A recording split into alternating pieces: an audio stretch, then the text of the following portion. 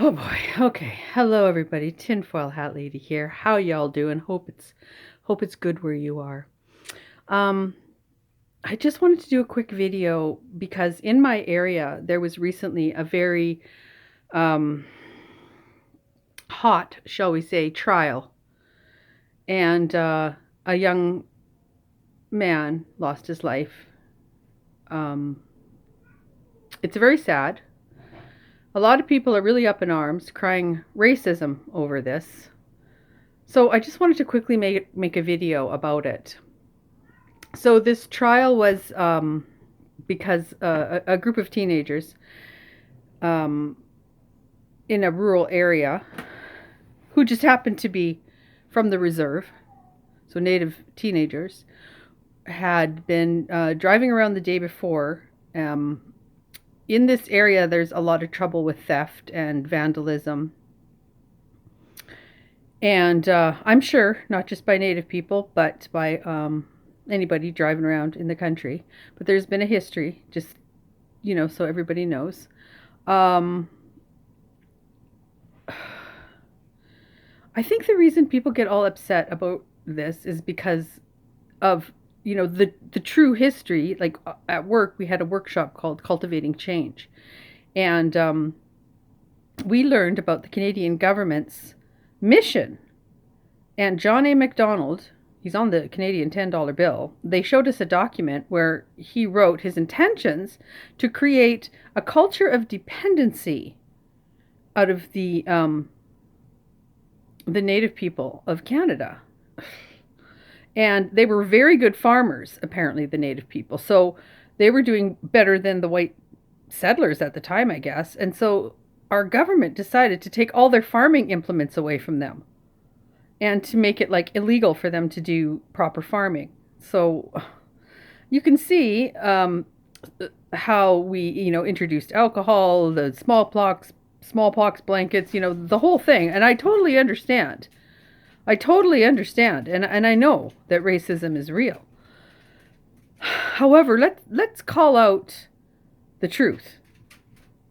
And the truth is, this jury of this man's peers, I think his last name was Stanley, Gerald Stanley. One second here. The doggy wants to come up.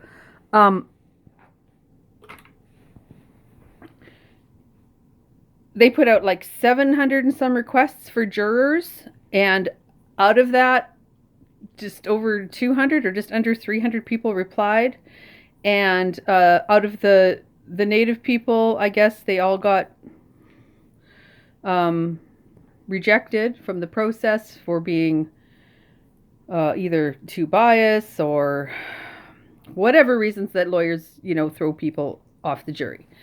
So of course, that's going to start people going, But also there was a ton of native people and other people who just didn't bother, to reply. So that they did a big swath to try to make this a good jury. Now, I had said afterwards, well, maybe when there's race involved, we should always make the jury 50-50. Well, then somebody who's like a lawyer said, well, it's a jury of the accused peers. And this was like a white farmer. So, bunch of white people, I guess. I don't know. It's unfortunate. But would you want to be, on this jury if you were a native person? Like, what if the jury didn't find how your community would think it should be? Like, you'd be stuck. So I really don't know about that part of it. However, me personally, I have family out there, so I knew some of the backstory. And in the world media, they're depicting the story a little bit wrong. They're not getting the facts right. These weren't just like, innocent children out for a swim and had a couple of drinks and la la la. Oh, we have a flat tire. Let's go ask this farmer for some help. And then he there was a hail of bullets and he was shooting at us. No, that's not what happened. As far as I know, the day before, he had gotten a call from his neighbor down the road or whatever and said, I've had these kids on my property. This has happened. Just so you know, stuff is going on. So the next day, his son and him are working in the yard or whatever. They see this vehicle come in. They think it might be somebody that wants help because he does help people. And then on a second look, they realize, oh, no, this isn't, something's not right here. Apparently, his wife got assaulted. One of them tried to start one of his ATV vehicles. Their car did have a flat tire. They had, I guess, I don't know if it was a stolen car or what. And they also had a rifle. Now, granted, the rifle was broken, but they did have a gun. And the gun could still have been fired, apparently. So, this farmer, after seeing the kerfluffle, his son ran out. They tried to get away, I guess, after the altercation with the wife, who was on a riding mower. And the son, as the car was going past him, I think there was 5 young people in the car. He hit the windshield with a hammer and made a little spider web in it, just sort of towards the edge of the driver's side. And then the farmer went and got his, like, 1946 hand pistol. And he said he put 2 bullets in it. And he fired 2 shots in the air. And the kids ran away. I don't know if he even knew how many there were. And so he went, this vehicle, I guess, he says, went forward or something. And he thought maybe it had driven over his wife. So he went up to the vehicle. Unfortunately, he still had this old gun in his hand, and he said he reached in with his left hand to pull the keys out, and the gun went off. Now, there's some confusion in my mind whether this young guy who got shot was in the back seat, huddled down, or if he was in the passenger seat, or what. But apparently this gun went off, and he said no, he didn't pull the trigger. He actually had the clip out. So the bullet casing that they found in the car did have a bulge, and so it does seem to have physical evidence that there was some kind of a mishap or a misfire with this gun. Okay, so one person said to me, well, if he didn't intentionally shoot the boy, why didn't he go to help him? Well, probably because he was pretty dead. I mean, if that gun was that close to him and shot him, like, here in the head, it probably was a mess. I don't think there was going to be any saving him. So I guess they called the cops. Now, right away, I would think, oh, this is like not first degree murder, which he was charged with, but I would think at least manslaughter. So when the case came down and it was, well, we couldn't reasonably, without a, reasonable doubt, they couldn't give him first degree murder, and they couldn't give him manslaughter. The witnesses' testimonies, they were not telling the same stories. There was a lot of confusion. They were very intoxicated that day, so their stories didn't always be the same, I guess. And the physical evidence just didn't seem to, add up there. Now, what I didn't realize, because I thought, well, okay, I thought he'd get manslaughter. But what I didn't realize, after reading the very long instruction that the judge gave to the jury, and again, presumed innocent, to have found him guilty of manslaughter, they have to prove intent. That this guy had an intent to harm, intent to kill, or something like that. So I guess they couldn't prove that beyond a reasonable doubt. So the jury, technically, their hands are tied. They have to follow the letter of the law.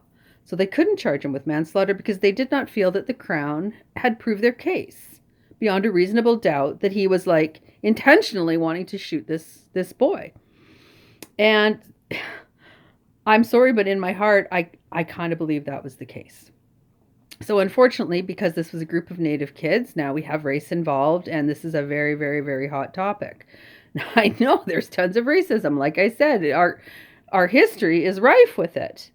However, let's just judge people on the content of their character and not the color of their skin, okay? So when, you have 5 people that are coming onto your land, assaulting your wife, trying to steal your stuff, you're in the middle of the country. You can't just call the cops and they show up. It doesn't work like that. So he did the best he could.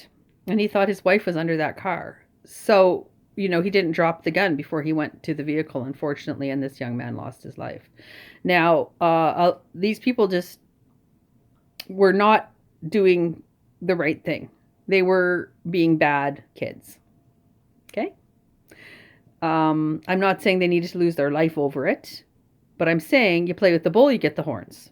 Now, this farmer's life is ruined. I mean, it's a complete tragedy for his family and the community and his life. I'm sure it's a horrific event for the young man who lost his life's family. Um, it just seems like there just needs to be a little bit of understanding about how the jury came to this decision.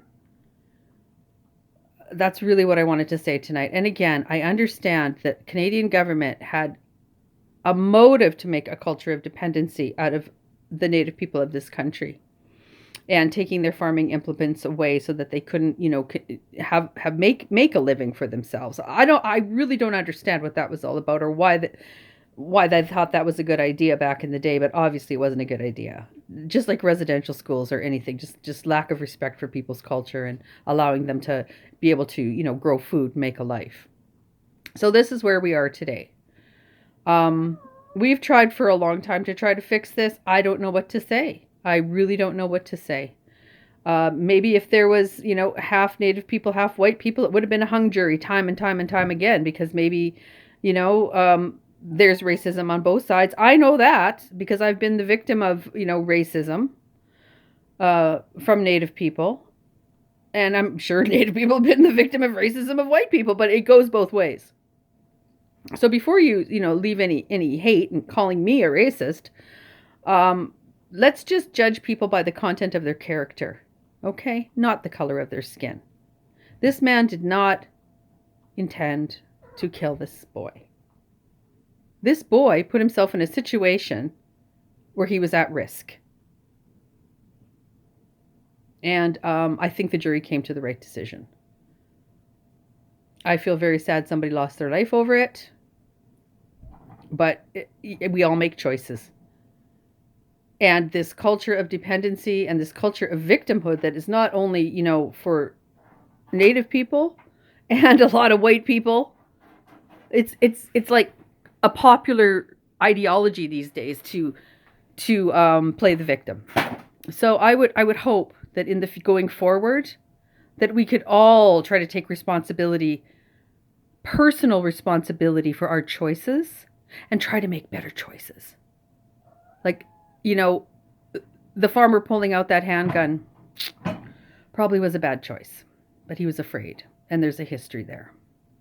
So that's just my opinion on the whole thing. And I hope that the rest of the world starts to understand what actually happened here. I talked to my friend in England and I said, "Did you hear about this?" He's like, "Yeah." I said, "Well, tell me what you think." And the media had spun it like, yeah, they were just they were, having a wonderful afternoon, got a flat tire, and next thing you know, this guy is shooting at them. Well, that's really, really, really not how it went down. And it's very unfortunate that, my province and this community gets smeared like this. There has to be more responsibility on both sides for sure. All right? So that's about all I want to say. I guess I've stirred the pot enough. There's a lot of virtue signaling going on over this whole issue. But there's a parenting issue here. Okay? There's a parenting issue. And there's a choice issue. At some point, you have to start making the right choice for yourself. Okay? You can't just play the victim all the time. I am not erasing the racist history, but I'm saying let's start now moving forward. And each of us needs to take personal responsibility and, again, be judged by the content of our character and not the color of our skin. Whether it's white or brown or orange or purple or whatever. All right? I love you all. I just feel really sad about this whole thing. All right. Take care. I love you. Peace out.